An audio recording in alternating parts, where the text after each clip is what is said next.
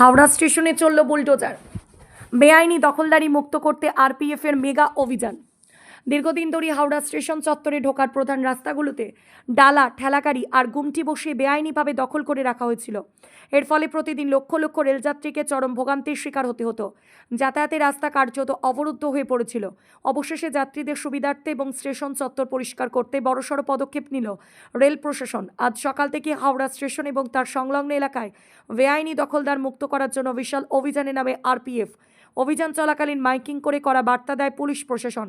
স্পষ্ট জানিয়ে দেওয়া হয়, যারা প্যাসেঞ্জার স্টেশনে চলে যান, যারা বাস ধরবেন বাস ধরুন, এখানে কোনো নাটক হচ্ছে না। আপনারা প্লিজ নিজের কাজ করুন, প্রশাসনকে প্রশাসনের কাজ করতে দিন। মাইকিং শেষ হতে এলাকায় নামানো হয় বুলডোজার, ভেঙে গড়িয়ে দেওয়া হয় একের পর এক বেআইনি গুমটি ও দোকানপাট।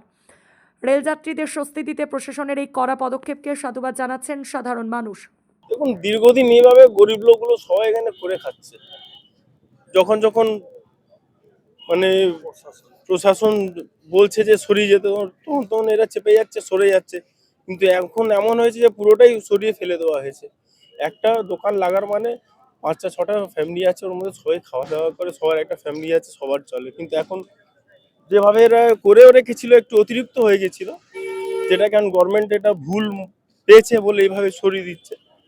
কতটা কি করা যায়, মানে অ্যাকচুয়ালি জিনিসপত্র নষ্ট হয়ে যায়। হ্যাঁ, ওয়ার্নিং ওনারা দিয়ে গেছিলেন।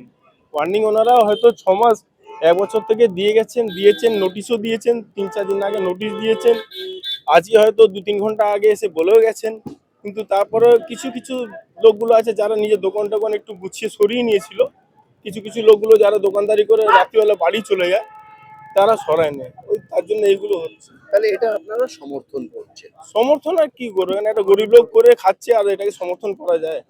অ্যাকচুয়ালি দেখুন, করে সবারই চলুক, সরকারকেও কোনো রকম অসুবিধা না হোক, পাবলিককে কোনো রকম অসুবিধা না হোক, যেতে আসতে সেভাবে জিনিসটা গুছিয়ে যদি করতে পারে তাহলে সবার জন্য ভালো। আপনার নাম? আমার নাম দীপক সোনকার।